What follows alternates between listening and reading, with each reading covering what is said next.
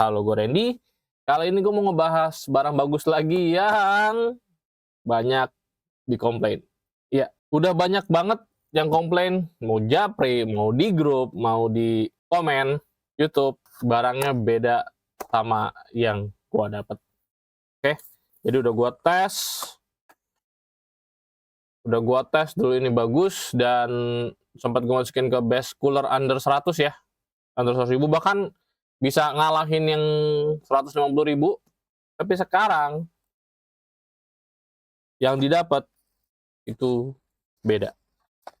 Oke, ini kebetulan gua dari Immortal, tapi dari toko lain juga sama ya, sama aja barangnya jadi kayak gini juga, pitchingnya berubah. Dan ada beberapa yang komen dan komplain bahkan dinginnya beda.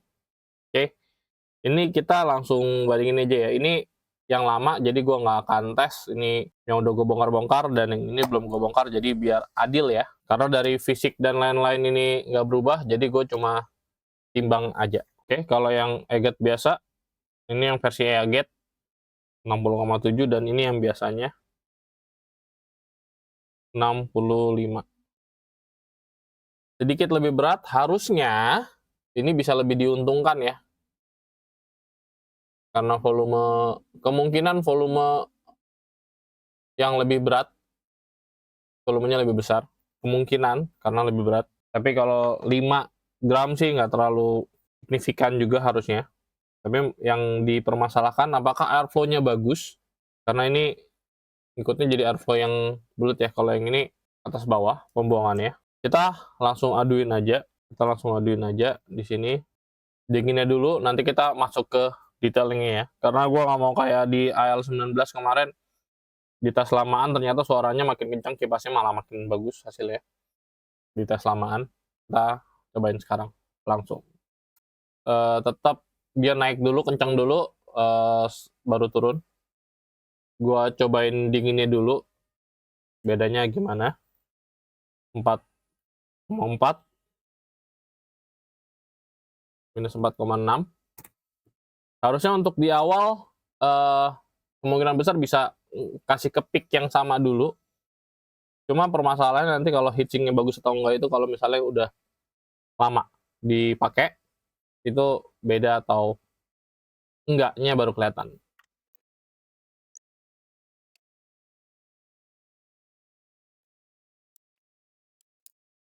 Minus 7,7,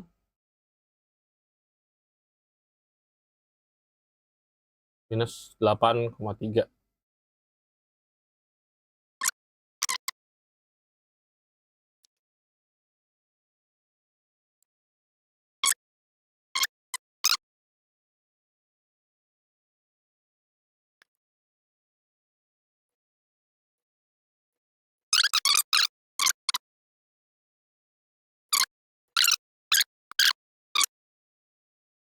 Minus 7,9.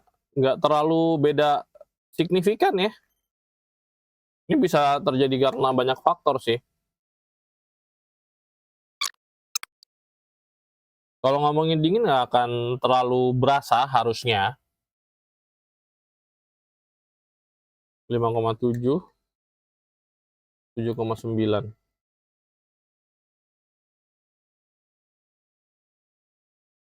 Tetap sedikit lebih unggul di Eget ya memang ya. Sedikit lebih unggul di Eget, cuma nggak sampai terlalu signifikan bedanya. Ini masih oke. Di bawah 100 ini gue masih bisa rekomendasiin, walaupun yang beda nggak ada logo Egetnya.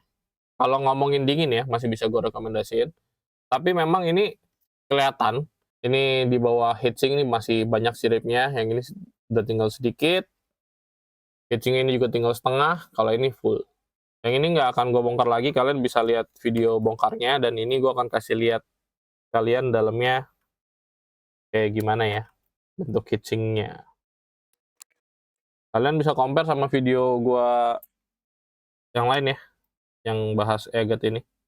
Ini gue dapetnya dari Immortal. Oh ya, di Immortal udah ada ini ya, udah ada thermal pad yang 0,3 mili ya. Jangan bilang thermal pad deh, silicone pad deh. Gue takutnya bukan thermal, bukan menghantar thermal. Tapi seenggaknya 0,3 masih oke ya, masih lebih bagus dibanding 0,5 ya. Dan kita bener-bener nggak butuh yang tebel-tebel.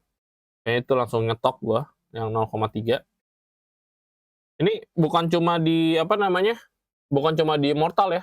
Semua toko X20 Pro-nya udah begini sekarang.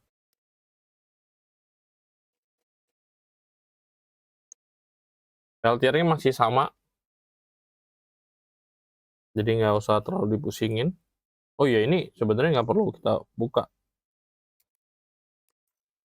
Karena bautnya ke heatsink.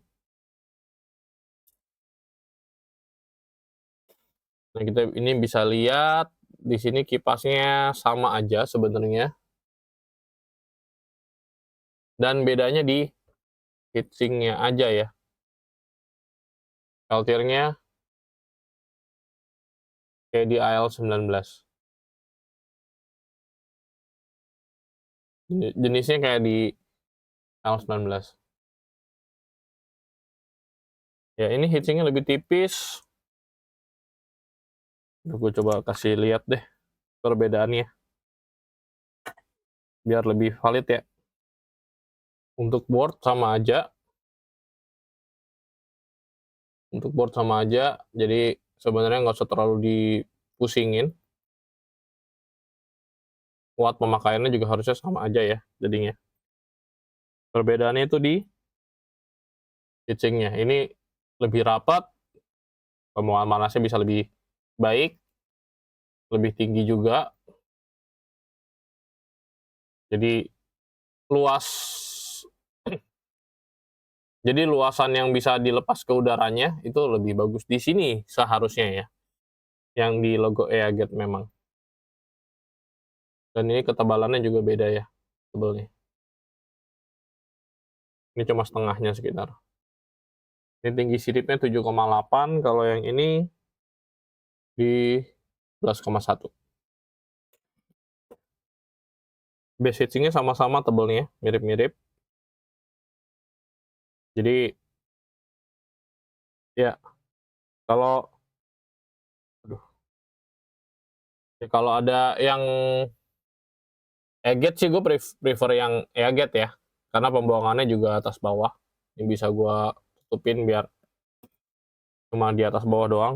Tapi kalau misalnya kayak sekarang budgetnya cuma 100.000 ya mau nggak mau tetap ambil X20 Pro ini sih. Selisihnya juga nggak banyak ya, masih termasuk oke.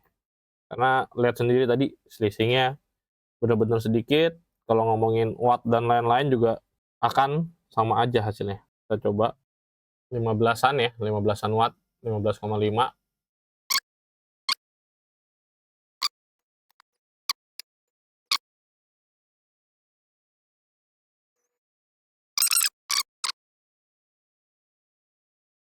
Ya udah naik lagi tuh, 14,3 sekitar lah ya. Oke, kita cek yang non Eaget ya.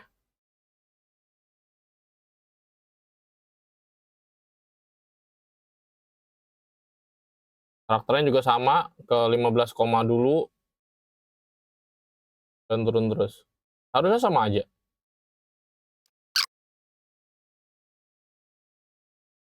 Ya, selisih 0,3-an sekitar. Oh, masih turun lagi. Ya, ini udah nyentuh ke kepala 13. Naik lagi. Ya, sekitar 0,3 ya. Ini udah naik turun soalnya. Sekitar selisihnya 0,3. Ya, nggak usah terlalu dianggap lah ya. Oke. Ya, paling soalnya ini boardnya sama aja. Paling selisih gara-gara heatsinknya juga. Karena ini memang perubahannya bener-bener cuma dari heatsink. Oke. Paling gitu aja. Ini masih bisa gue rekomendasiin sih. Masih oke. Masih boleh. Kompetitornya dia belum ada yang lawan menurut gue untuk harganya.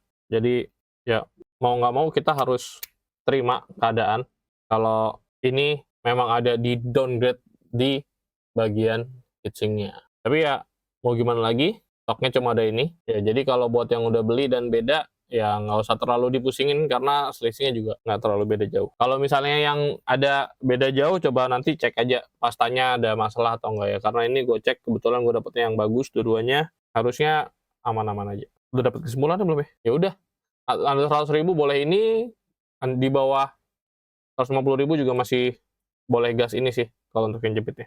Oke, demikian dari Randy, semoga video bermanfaat. Terima kasih.